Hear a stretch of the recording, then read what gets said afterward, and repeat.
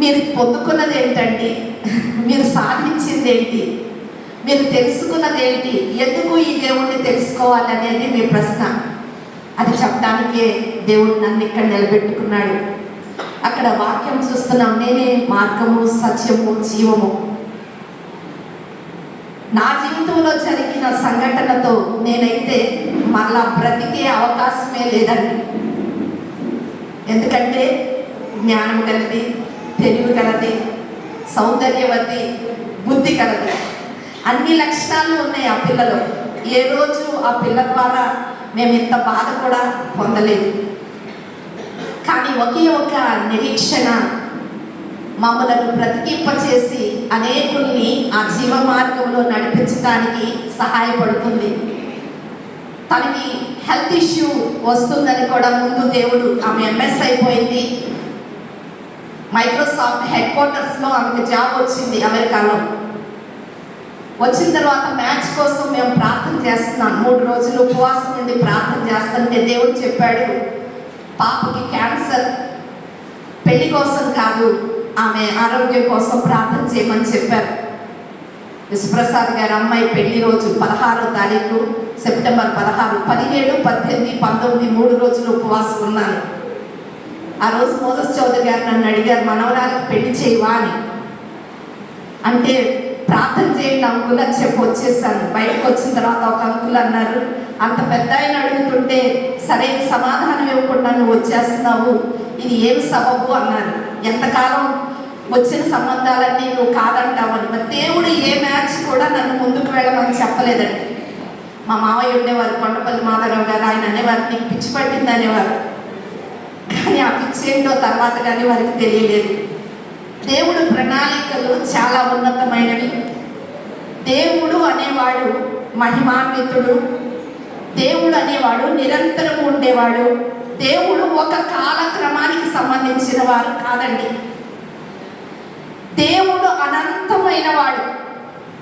నేను అది చెప్పడానికి మా పాప స్టోరీ చెప్పాను.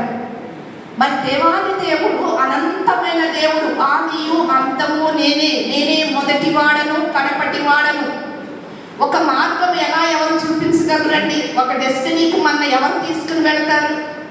ఇక్కడికి రావాలంటే మనం ఏదో ఒక నావిగేషన్ తీసుకుని వస్తాం, లేదంటే ఇప్పుడు వచ్చిన గూగుల్ ఆధారం చేసుకుని వస్తాం. మరి మానవుడు అంతిమ యాత్ర ఎక్కడికి? పుట్టిన ప్రతి మానవుడు గిట్టక తప్పదు. ఆ గిట్టిన మానవుడు ఎక్కడికి వెళుతున్నాడు? ఏంటి నిరీక్షణ? దానికి మార్గం ఏంటి? ఎవరు దానికి ఆధారం అనేది మనకి చాలా ప్రశ్నలు. దానికోసమే పుట్టిన దగ్గర నుండి పిల్లలతో దేవుణ్ణి స్మరించడానికి వారిని అలవాటు చేస్తూ ఉంటాం. ఎందుకంటే దేవుడు భక్తిలో వాళ్ళు పెరిగితే వాళ్ళు స్వర్గానికి వెళతారని. ఆ స్వర్గానికి వెళ్ళే ద్వారమే యేసుక్రీస్తు ప్రభువారు. నేనే మార్గమును. మార్గం ఇవ్వగలిగే వ్యక్తి నిత్యము మనతో ఉండాలి. మార్గం ఇచ్చే వ్యక్తి సత్యవంతుడై ఉండాలి. మార్గం ఇచ్చే వ్యక్తి సజీవుడై ఉండాలి. మధ్యలో అతంత్రంగా వెళ్ళిపోయినా, మన ముగింపును వరకు ఆయన కొనసాగకపోయినా, ఆ తరువాత తరముకు ఆయన నాందిగా లేకపోయినా ఆయన మార్గదర్శకుడు కానేరు. కానీ మనకే కాదు, తరతరాలకు విశ్వము పుట్టినది మొదలుకొని ఈ విశ్వము అంతము వరకు కూడా నడిపించగలిగిన ఏకైక నామము యేసు నామము. ఆయన ద్వారానే మోక్షానికి చేరటానికి ఏకైక మార్గముగా ఆయన ఎలా మారాడండి? అందరూ లేరండి. మేము పూజించగలిగే దేవుళ్ళు కాదా అని మీరు అనుకుంటారు. మేము కూడా అలాగే. మా అమ్మగారు చెప్పాలంటే ఒక బ్రాహ్మణురాలులాగా పూజలు చేసేవారు. కానీ ఆమెతో దేవుడు మాట్లాడాడు, నేనే నిజమైన దేవుడిని అని. అది తెలుసుకున్న తర్వాత ఆమె దేవుని యేసుక్రీస్తు ప్రభువుని ఆరాధించడం మొదలైంది. మరి ఆయన ఎలా మనకి మార్గదర్శకం అయ్యాడంటే, సత్యవంతమైన దేవుడు తన ప్రాణాన్ని మన కోసం పణంగా పెట్టాడు. మానవుడు జన్మతః కర్మతః చేస్తున్న పాపాల నుండి ప్రాయశ్చిత్తము కలగటానికి తన ప్రాణాన్ని, తన రక్తాన్ని క్రయధనంగా మన కోసం చెల్లించి ఆయన మనని నిత్య జీవానికి వారసులుగా చేశాడు. దేవతలు, దేవుళ్ళు అన్నవారు వారి కాలమాన ప్రకారం వారి తరములలో వారి క్రియలు చేయడానికి వచ్చారు. కానీ శాశ్వత పరిష్కారము ఏ నామము ఇవ్వలేకపోయింది. ఇచ్చిన ఏకైక నామము యేసు నామము. అందుకే ఆయన మార్గమయ్యారు, ఆయన సత్యమయ్యారు, ఆయన జీవము కలిగిన దేవుడుగా ఆది నుండి అంతము వరకు ఉండే దేవుడుగా ఆయన ఉండగలిగారు. ఆయన ఇంకోటి చెప్పారు, ఈ లోకంలోనికి నరుడుగా మరి ఆయన రక్తాన్ని ఆయన ప్రాణాన్ని పెట్టి మనల్ని విమోచించడానికి వచ్చిన నామము మరలా తిరిగి పరలోకానికి వెళ్ళిపోతూ చెప్పారు, నేను మరలా రాబోతున్నాను, నేను వచ్చి మిమ్మల్ని అందరినీ తీసుకుని వెళతాను. ఎందుకో తెలుసా? నా యొద్ద ఉండటానికి. ఈ లోకంలో మనం అనుకున్న నివాస యోగ్యమైన గృహాలు ఉండకపోవచ్చు, సిరి సంపదలు ఉండకపోవచ్చు, కానీ సర్వ సంపదల గని అయిన ఆయన యొద్ద నివాసం ఉండటమే కాదండి, ఆయన సింహాసనంలో పాలిభాగస్తులుగా చేయటానికి దేవుడు మనలను ఏర్పాటు చేసుకున్నాడు.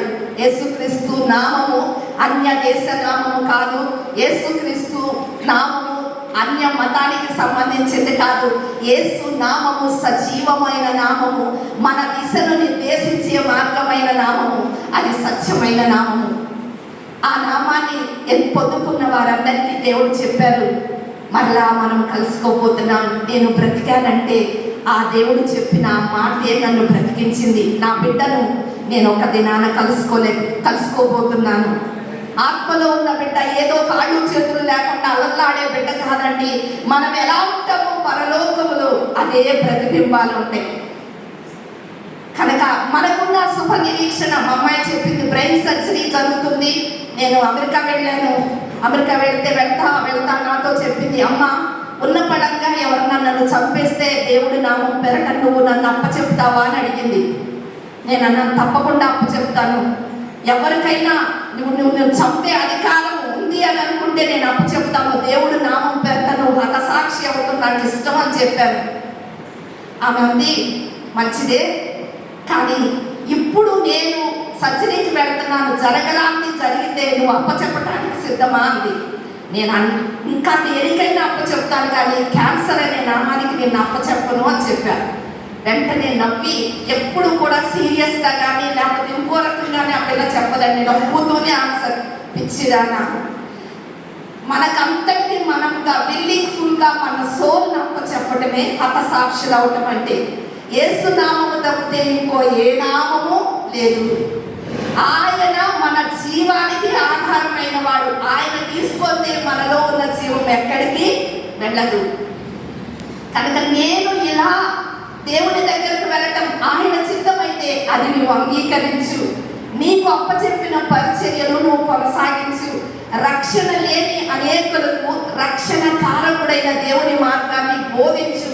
ఆ మార్గంలో వారు ఉండటానికి నువ్వు దేవుని కోసం పోరాడు. నీకంటే ముందుగా నేను దేవుని బిడ్డను, నేను నీ బిడ్డను కాదు. ఆయన నన్ను పంపించిన పని నేను పూర్తి చేసుకుని వెళ్తున్నాను, నిన్ను పంపించిన పని నువ్వు పూర్తి చేసి వెళ్ళు అని చెప్పింది. మరి ఆ యొక్క మాటలు అంటే దేవుడు చెప్పిన మాట కన్నా మన ఎదురుకున్న లైవ్ టెస్టిమోనీ మనల్ని చాలా ఇన్స్పైర్ చేస్తుంది కదా. మరి ఆయనలో బలం ఉంది, ఆయనలో శక్తి ఉంది, ఆయనలో మహిమ ఉంది, ఆయనలో ప్రభావం ఉంది. ఆ ప్రభావమును ఒక మనిషిలో నింపటానికే ఈ లోకానికి ఆయన సశరీరుడుగా శరీరాన్ని ధరించుకుని వచ్చారు. కనుక ఆ శుభ నిరీక్షణ మమ్మలను బ్రతికించిన ఆ శుభ నిరీక్షణ అందరూ మరి మనమందరము యేసుక్రీస్తు ప్రభు వారు వచ్చినప్పుడు ఆ జరిగే ఆ పెళ్లి విందులో పాల్గొనాలని, మనమందరము ఆ మహిమాన్వితమైన శక్తిని ఆనందాన్ని పొందుకోవాలని, సజీవుడైన ఆ దేవుని సన్నిధిలో మనము సంభ్రమాచర్యాలతో యుగయుగాలు ఉండాలనేదే మా ఆకాంక్ష. అందుకే కృష్ణారావు గారు ఒక్కటే ముందు చెప్పారండి. మీరు అన్ని లాస్ట్ మినిట్లో చెప్తారు పాస్టర్ గారు, ముందు చెప్తే మేము ప్లాన్ చేసుకునేవాడిని కదా అని అన్నారు. మరి ఆ లాస్ట్ మినిటే ద బెస్ట్ మినిట్ అవుతుంది దేవుడు సమకూర్చిన సమయం. కనుక మీరందరూ నిత్య జీవానికి వారసులుగా ఉండాలంటే ఏకైక మార్గము యేసుక్రీస్తు ప్రభువు ఒక్కరే. దానికోసం మీరు ఏమీ చేయవలసిన అవసరం లేదు. ఆయన దేవుడని మీరు మీ హృదయంలో విశ్వసించి ఆయన మృతులలో నుండి లేపాడని మీ నోటితో మీరు ఒప్పుకుంటే మీరు రక్షింపబడతారు. ఆ ఒక్క చిన్న ప్రయత్నం చేయండి. దేవుడు మిమ్మల్ని అందరినీ దీవించి సత్యమైన ఆయన మార్గంలో ప్రకాశంగా స్థిరపరచునుగాక. మహిమాన్వితమైన ఆయన శక్తిని మనమందరము పొందుకొందుముగాక. కుటుంబాలుగా మీరందరూ ఆశీర్వాదకారకంగా ఉందరుగాక. దేవుడి చిన్న మాటలు దీవించునుగాక. Thank you.